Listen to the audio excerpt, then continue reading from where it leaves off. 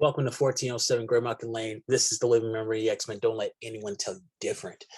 All right. So in lieu of no AKPC, I'm excited to give you a classic review of one of my favorite storylines that didn't really completely finish, but it had a really nice finish. Excalibur 107 to 110, which is called The Dragons of the Crimson Dawn.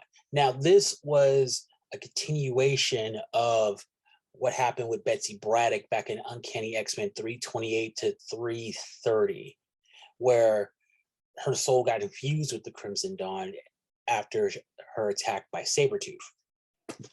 So let's get into it. We have Ben Rayab on story. You got Salvador LaRocca, who, oh my god, I love his work. Like that's a superhero comic book artist.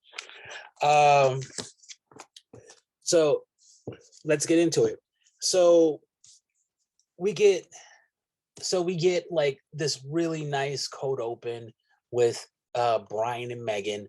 They're kind of, they're on their way to London. Like they're having a day out, and it's really nice. It's really nice. I didn't realize that they were both blonde hair, blue eyes, but it's fine. It's fine. It's fine. We get some of the tension between the people and Excalibur, because Excalibur not too long ago saved all of London and they were deemed celebrities. But after a few, it wasn't not even their fault. America kind of been influencing the UK, telling them, hey, you guys we don't deal with mutants.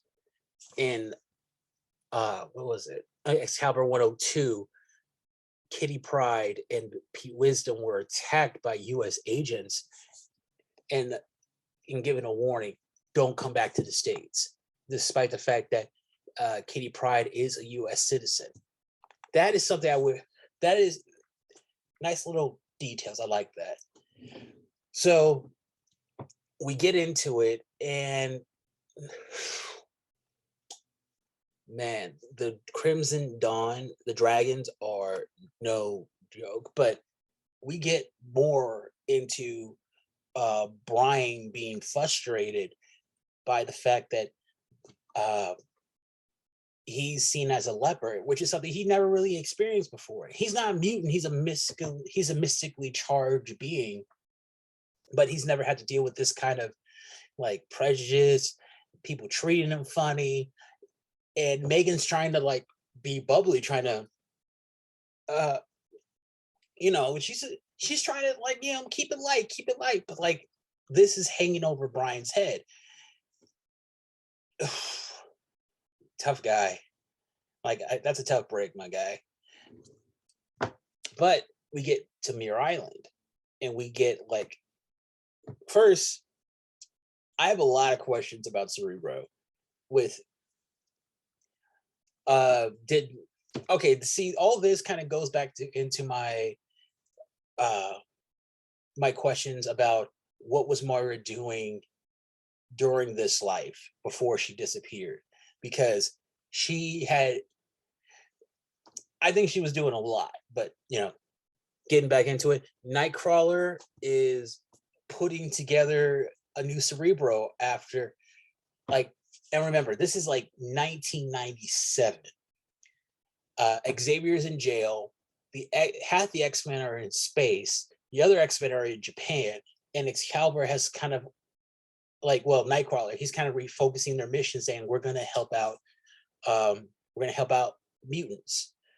Let's use our celebrity. Let's be the Europeans' answer of the European answer to the Avengers, who are also gone along with the Fantastic Four and the Bruce Banner, Dr. Doom's gone, Namor's gone. Like, they call it the world without heroes, but it also, this is after Graydon Creed got shot.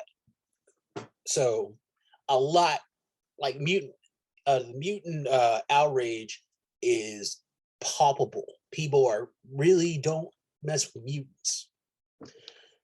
So we get Nightcrawler. He's fixing Cerebro, trying to rededicate himself to Xavier's original dream of a peaceful coexistence between humans and mutants. And he has his buddy Colossus holding. This is funny. He's been holding it for hours, and he's just like, I'm done with this.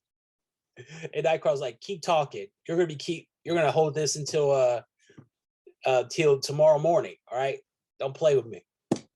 We get a nice little montage explaining to Pete Wisdom why each of these X-Men owe everything to Charles Xavier. With Nightcrawler, Xavier saved his life. With Kitty Pryde, he taught her that being a mutant is really cool and to be something to be proud of. Wolfsbane, she encountered lots of prejudice. Like, she was nearly killed if Moira hadn't saved her life. And Colossus, he left after being exposed and to get a better life. So all of these people owe Charles Xavier everything. And it's kind of funny how all three of them are on the council now. So, that's just me. So also we get some really nice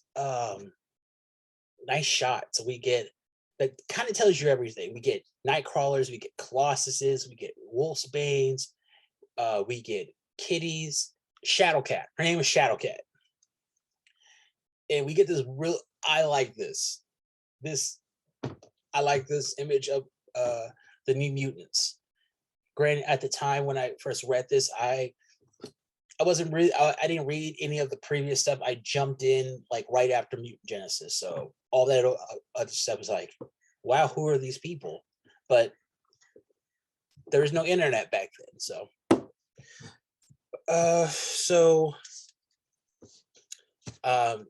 going back to Brian and Megan.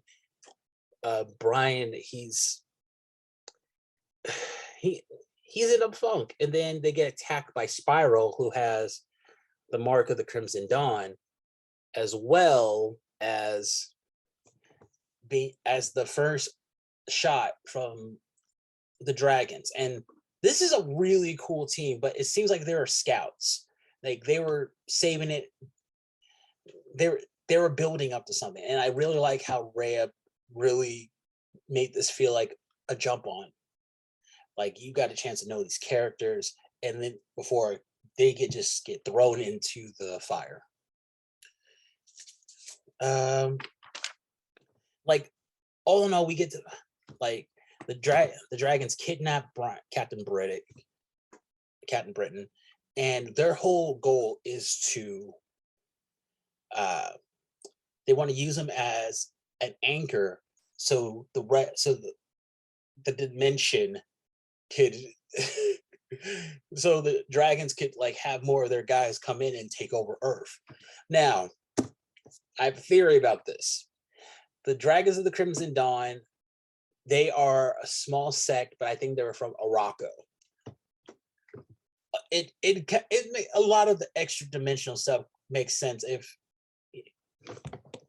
just everything about them, like they were come from. They used Captain Britain's mystical side as a kind of like as a door to the all in all, I love this. I love these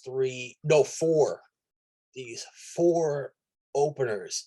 And LaRocca, I've been following him forever. Like, it started off with this, and then it got it when he started doing Extreme X-Men. Like, the guy makes it smooth, he makes it clean. And Ben Ray, like, he knows these characters, he loves these characters. And the ending, man, the ending is sad. You feel so bad for Megan. And I get the feeling that, like, originally that it was supposed to be Brian who had died. But, this was really nice too. The way after he lost, like, after Excalibur defeats the dragons, he loses his powers, and he decides, I'm gonna go off and try to find myself. And he left his fiance, who he just proposed to. Oh man, it's a great it's a great it's a great little storyline, and it gets continued on to the limited series, Psylocke and Archangel, the Crimson Dawn. So I love it. I'm giving this like a 4.75, 4 3/4 out of 5 stars. It's a nice little go-to read. It kind of seriously, if you look at Excalibur at the time, this team is like they are a squad. A squad. Like that's a powerful team. Nightcrawler, Shadowcat, Colossus, Wolfsbane, Douglock, Pete Wisdom, Megan, Captain Britain, like them and X Factor at the time, I think had some of the most solid and stacked teams. So 1407 Gromack Lane, signing out.